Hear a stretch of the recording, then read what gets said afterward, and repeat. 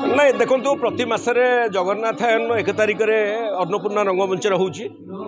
ଏଥିରେ ନିଶ୍ଚିତ ଭାବରେ ବିଭିନ୍ନ ଓଡ଼ିଶାର ବିଭିନ୍ନ ଲବ୍ଧ ପ୍ରତିଷ୍ଠିତ କଳା ଅନୁଷ୍ଠାନ ଏବଂ ନାଟକ ଅନୁଷ୍ଠାନ ମାନେ ଯୋଗ ଦେଉଛନ୍ତି। ଆଜି ମଧ୍ୟ ସେଇଭଳି ବ୍ରହ୍ମପୁରରୁ ଆସିଛନ୍ତି କଳା ଅନୁଷ୍ଠାନ, ସେମାନେ ମଧ୍ୟ ଶାଶ୍ୱତୀ ନାଟ୍ୟ ଅନୁଷ୍ଠାନ ଏବଂ ତାଙ୍କର ଆଜିର ପରିବେଷଣ କରିବେ ନାଟକ ନୀଳାଦ୍ରି ବିହାରୀ। ଏହା ସହିତ ମଧ୍ୟ ଭଜନ ପ୍ରୋଗ୍ରାମର କାର୍ଯ୍ୟକ୍ରମ ରହିଛି। ସତ୍ୟପ୍ରିୟ ମହାପାତ୍ର କଣ୍ଠଶିଳ୍ପୀ ସେ ଆଜି ତାଙ୍କର ଭଜନ ପରିବେଷଣ କରୁଛନ୍ତି।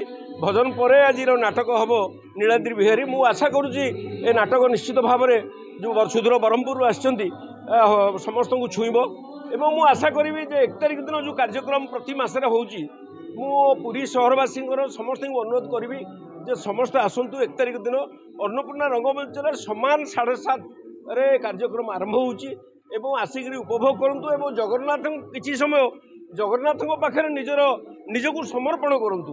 ତାହେଲେ ନିଶ୍ଚିତ ଭାବରେ ପ୍ରଭୁଙ୍କର ଆଶୀର୍ବାଦ ରହିବ, ଏ ସମାଜ ଶାନ୍ତି ଶୃଙ୍ଖଳାରେ ଗଢ଼ି ଉଠିବ। ସେଇଥିପାଇଁ ସରକାରଙ୍କ ତରଫରୁ ଏ ଆୟୋଜନ ସଙ୍ଗୀତ ନାଟକ ଏକାଡେମୀ ତରଫରୁ ଆୟୋଜନ କରାଯାଇଛି।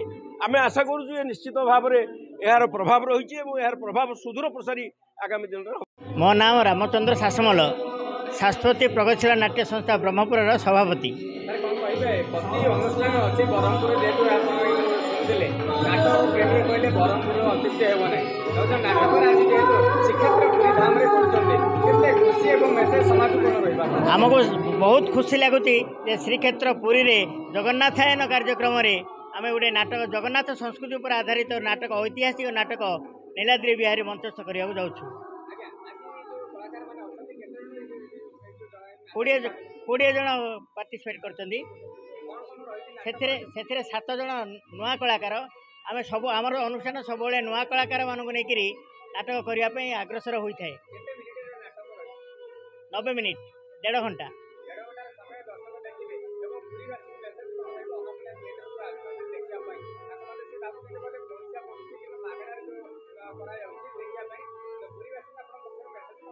ଦର୍ଶକ ହେଉଛନ୍ତି ଦେବତା। କଳାକାରମାନଙ୍କୁ ଉତ୍ସାହିତ କରିବା ପାଇଁ ଦର୍ଶକ ହେଉଛନ୍ତି ମୁଖ୍ୟ। ଏଣୁ ଯଦି କଳାକାରମାନେ ଉତ୍ସାହିତ ହେବେ ତାହେଲେ ଦର୍ଶକ ବିନା ହେଇପାରିବେ ନାହିଁ। ଦର୍ଶକଙ୍କୁ ଆମେ ସବୁବେଳେ ଦେବତା ତୁଲ୍ୟ ସମ୍ମାନ ଜଣାଇ ଆସୁଛୁ।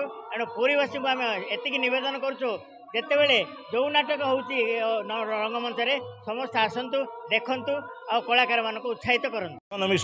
ଅନ୍ନପୂର୍ଣ୍ଣାର ଜେନେରାଲ ସେକ୍ରେଟାରୀ। ମୁଁ ଜଗନ୍ନାଥର କାର୍ଯ୍ୟକ୍ରମ ଓଡ଼ିଶା ସରକାରଙ୍କ ଗୋଟେ ଏକଦମ ପ୍ରଶଂସନୀୟ କାର୍ଯ୍ୟକ୍ରମ। ପୁରୀ ସହରବାସୀ କି ଅନ୍ୟ ଲୋକମାନେ ଯେଉଁମାନେ ଆସୁଛନ୍ତି ସେକେଣ୍ଡ ପାଇଁ ଗୋଟେ ମନମୁଗ୍ଧକର ପ୍ରୋଗ୍ରାମ ହେଉଛି। ତାର ମୁଁ ସର୍ବାନ୍ତକରଣରେ ମାନେ ଉନ୍ନତି କାମନା କରୁଛି। ଏ ଜଗନ୍ନାଥଙ୍କ କାର୍ଯ୍ୟକ୍ରମ ଅତି ଭଲ ହେଉ। ଆଜିର ବ୍ରହ୍ମପୁର ଯେଉଁ ନାଟକ ଆସିଛି ସେ ନାଟକ ଉଚ୍ଚକୋଟୀର ହେବ ବୋଲି ଆଶା କଲେ। ବ୍ରହ୍ମପୁର ଭଲ ନାଟକ କରେ। ମୁଁ ଜଣେ କଳାକାର, ଆମେ ବ୍ରହ୍ମପୁର ନାଟକ କରିବାକୁ ଯାଇ ମୁଁ ବେଷ୍ଟ ଆର୍ଟିଷ୍ଟ ଆୱାର୍ଡ଼ 2 ଥର ପାଇଛି। ତେଣୁ ନାଟକ ଭଲ ହେବ ବୋଲି ଆଶା। ହଁ ହଁ, ବ୍ରହ୍ମପୁର ବାଲା ଭାରି ନାଟକ ପ୍ରେମୀ, ତେଣୁ ସେ ନାଟକକୁ ଭଲ ପାଆନ୍ତି ଆଉ ଭଲ ନାଟକ କରିବା ଆଶା ଆଉ ବିଶ୍ୱାସ।